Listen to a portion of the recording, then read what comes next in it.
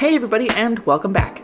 Today is unfortunately our last day aboard the Disney Wish, as this is considered our day at sea, where we cruise back from Castaway Cay and head towards Port Canaveral, Florida. Because there's nothing officially on the docket as far as plans today, we do have a little something special that we'd like to work on. About a month before our sailing, we actually found out that we were expecting baby number 2. So we thought, why not capitalize on this perfect opportunity to get some pictures with the characters to make our announcement photos. So we spent the day character hopping, and needless to say, I think they were just as excited as we were. Promoted to big sister, congratulations! So exciting! Got a little one on the way, Mickey.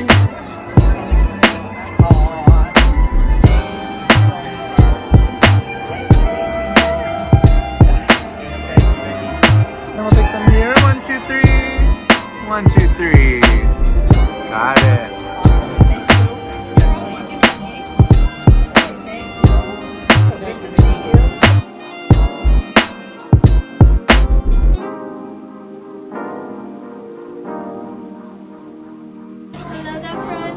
Hello.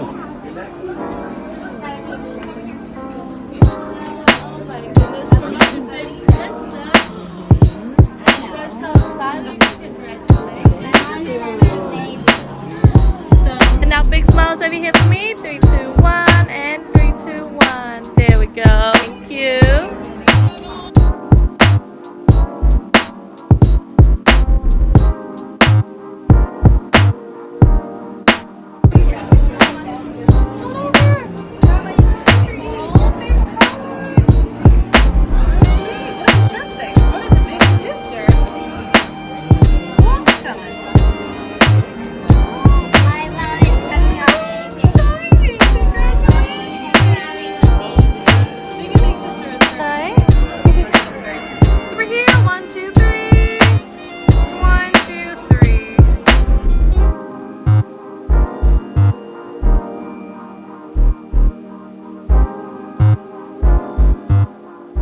After a delight of an afternoon with all the characters and many happy tears, I think our pictures came out fantastic, and we are so excited that this opportunity lined up the perfect way that it did. Now that the day has come to an end, it is time for dinner, and we will be headed to 1923. As part of our rotational dining, we had not yet been to 1923 for dinner. However, we did have sit-down breakfast at 1923 twice while aboard the ship, and it was delightful. The food was really good, and honestly, it was a little bit less stressful than trying to navigate the crowds over at Marceline Market for breakfast.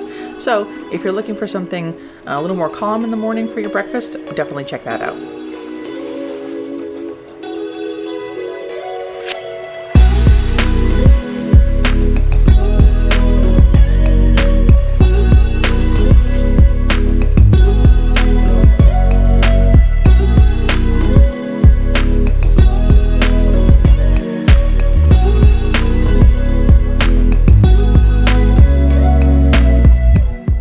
As with any Disney meal, it is always so hard to choose what you want to eat because everything just looks so good. So, once again, we ordered a couple of different appetizers just to be sure that we had an idea of what everything tasted like, you know, for science. I do always try to make sure that I show the full menu, that way if you're trying to decide on which cruise to book, which restaurant to dine at, what to order, you have an idea of what to expect before you get there. And I can say that 1923 is known for their filet mignon for dinner, so just keep that in mind. We started off with the tricolor tortelloni with Meyer lemon, artichoke, sun-dried tomato, and baby spinach. The lemon brought a really nice brightness to this dish, and I just wish that there was a few more pieces because it was very nice. I decided to try a cup of the tomato soup. I will say, however, this was very on the acidic side, and I'm not like a super huge, intense tomato fan, so I don't necessarily think that I would order this again. For our last appetizer, we tried the baby romaine lettuce. This had Caesar dressing, grape tomatoes, Parmesan cheese, and garlic croutons. This wasn't bad, this was what you'd expect, but it was a nice way to start our dinner. For Sophia's dinner, she couldn't decide between the cheeseburger or the pasta, so in true Disney Cruise Line fashion, they brought her both, and she was very pleased to have her own little feast. Now back to that filet mignon that I mentioned earlier. We all decided to get this as our entree. It was indeed very good. There were buttered long green beans, smoked bacon, crushed fingerling potato hash, and a pink pepper cafe au lait topping. It's strictly my opinion, take it as you will. It was a very good steak indeed, but I think I enjoyed my prime rib from Pirate Night dinner the night before better. And of course, no good meal would be complete without dessert. Similar to the appetizers, we decided to try a couple of different desserts. However, I think we were a little too eager to try them and we dug right in, and I goofed and was only able to film one of them. So for that, I do apologize. We did sample the flourless orange almond cake and the coconut tapioca pudding. There was something about those fruity flavors that just brought this cruise experience together nicely. I will say, this may not be the flashiest of desserts, but don't knock a good ice cream sundae. This had vanilla ice cream, fudge brownie bites, fresh whipped cream, and of course, a delicious maraschino cherry on top. Simple, but perfect.